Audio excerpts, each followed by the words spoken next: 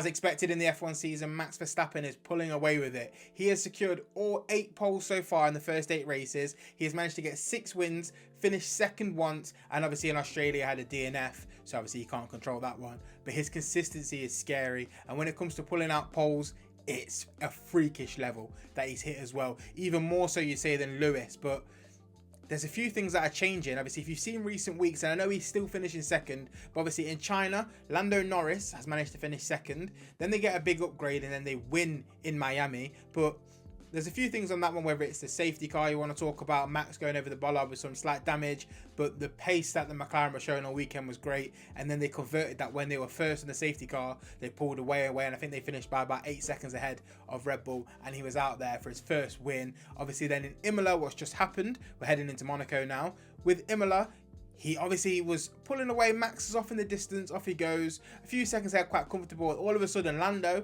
with the last 10 laps or so, 13 laps, starts roping him in, pulling him in closer and closer, lap after lap, firing out some great laps and closing the distance, finishing only 7/10 behind him. Obviously, people think with a couple more laps, could he have caught him? We don't know. But this could change the whole F1 season, and to be honest with you, it could save this season and next season of these regulations. And let me kind of explain why. We at the moment have sat with Red Bull so far into the distance, they're untouchable. People are talking about the race really starts from second. And when I say Red Bull, the Red Bull combination of Max and that car, because you see with Perez, it's not as perfect. Certain tracks, the Red Bull is just absolutely custom made for. And you see, no matter what anyone wants to do, you can't even catch Perez. And Perez is a good driver, but he's not Max level, which is why you still see him caught up in the rest of the grid at times. And he is not necessarily perfect, whereas Max, he is an elite driver in an elite car. You can literally have an elite car, but not a great driver, and you still won't win. People need to understand that as well. It'll get you so far, but I doubt it'll always make you win. An elite driver with an elite car, that's an untouchable thing. The only thing that can stop that is another elite driver and another elite car. Do you get where I'm going with this? Max is that elite driver, and he is carrying off into the distance a lot of the time, and the way he extends his gap, it's so managed, it's so perfect.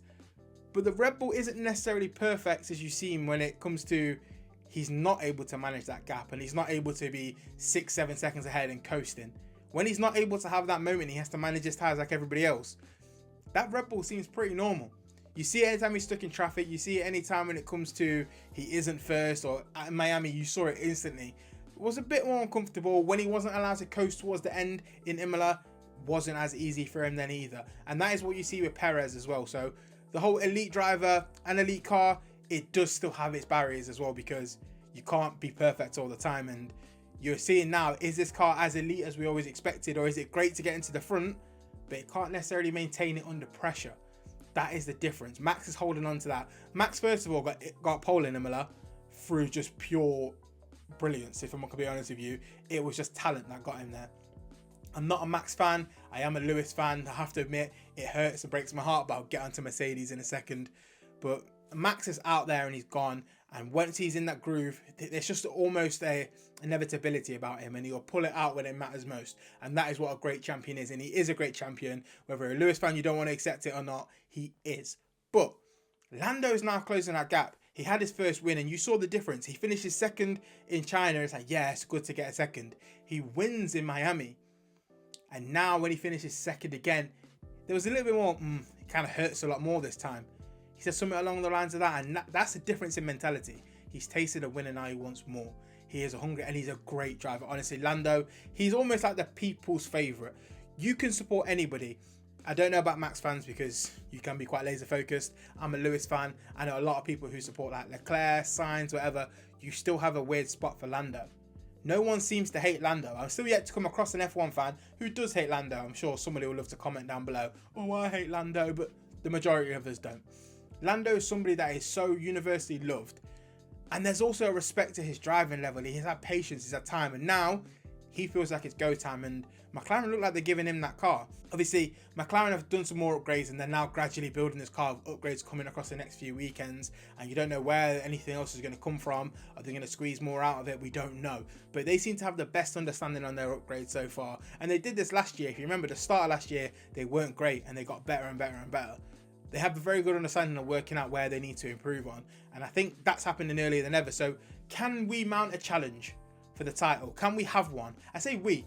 I'm not even a Lando fan, honestly. Just fake as out. I'm a Lewis fan, but it's we now. It's we because I want entertainment for first place. Max is obviously way into the distance. He's a 2 racing a bit ahead. He could take a little break if he wants to, come back first. But this may be the change now as well. Because if Lando can start putting wins together, even with Max finishing second, if the McLaren can start out, if either McLaren can outperform there, they can chip away at that gap. They could both get there and they can both keep Perez away from protecting Max, because that's when Max is at his best, when he does have Perez there protecting. You can look at it as much as you want. You don't want to accept that. I'm not even trying to dig at him. Whether you look at 2021, his best performances at times, or we also had Perez somewhere along the line protecting him. It's the way the team game works, and it's the way that Red Bull play it. They like to have a favourite number 1 and a number 2 that is a support driver in that way, and it works for them and they're winning, so I can't knock it and I don't hate it. But I'm just saying as well, if you can split that gap and isolate Max, if you can get someone ahead of him and someone behind him and just kind of apply that pressure, you don't know what's going to happen. And this is exactly what Red Bull were doing to Mercedes in 2021. You saw it as well. They were both surrounding when Bottas was out doing whatever Bottas was doing half the time. They were surrounding Lewis and boxing him in. And this is the difference. This is where I think the difference is going to happen. And if I'm honest, Lando and Piastri, I think Piastri needs to accept to being number 2 for the rest of the season at least, and just fully supporting Lando. I think he is number 2, and I think he's quite okay with it in that sense as well. He's like a number 2 that's prepared to push. But in these moments, he needs to protect Lando, and then I think a challenge can happen. But other side, let me not forget about him. Ferrari are coming back as well. They're gradually bringing their upgrades to solidify their car, and they're building it. And can they challenge it as well? You never know. Monaco, anything can happen in Monaco. Charles Leclerc, I believe, is only 50 points off. He's currently second himself at the moment, even though he hasn't had a win, and he's just kind of been the best of the rest of the podium kind of vibe. And he's going to push, and he's going to continue as well. And same with Sainz. He obviously had a race off as well, but he can still push and still be in there as well. And you don't know. We can end up with a right title race here if both them cars can get together quickly. We're still only, what, a third of the way through the season, just over or so? There's plenty of time to go, plenty of time to mix it up. And the more people are competitive, all it takes is one person to get a string of wins and the rest are all competing, the gap can close very quickly. You'd be so surprised. And that is why the season is being saved. And that is why you have to love it. What do you think is going to happen? Make sure you do comment down below. But before you go, let's quickly talk about Mercedes. And I'm going to say one word: disappointing. Do I need to say any more? Once again, they've done upgrades. Once again, they're doing this. And oh, our simulator says this. Oh, just wow. The first time, though, I will say is they said, oh, the simulator's showing it and we're making gradual progress. They're not trying to get from 8th to 1st by 20 seconds. They are trying to build their car properly. Maybe a bit too late because we've only got one more year left of the regulations, which is why I think next year a lot of teams are going to be focusing on 2026 and developing their car there as well. The same as you saw with Mercedes and Red Bull as well. People can take a bit of a step back and then maybe one team will go for it and might get themselves a championship out of it. You don't know. But in all that's said and done, I don't know what will happen. I hope for an exciting race. I'm trying to play it up myself more. And we're going to be watching Monaco. That's why I did the video now, because Monaco is... well, it's Monaco, isn't it? It's going to be boring. I hope it's not. I hope there's rain. I hope there's pit drama. I hope there's all sorts of stuff. Please. Has to be safety cars. 100% chance of safety cars in Imola, they told us. Do you know how many safety cars we got? Obviously, you watched the race. 0.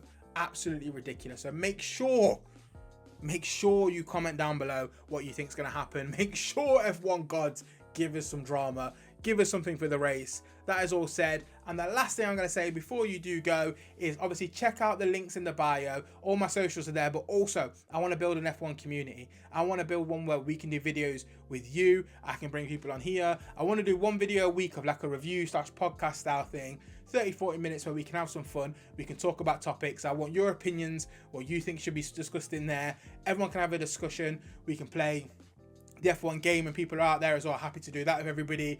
Build something together, do it all as one. So I'm going to put a Discord in there, so make sure you join the Discord, comment all your thoughts, all your opinions. I'm going to turn them into videos. I'm going to do ideas with you guys as well, so get involved if you're comfortable doing that. If not, make sure you like, subscribe to the channel, and I'll see you in the next one.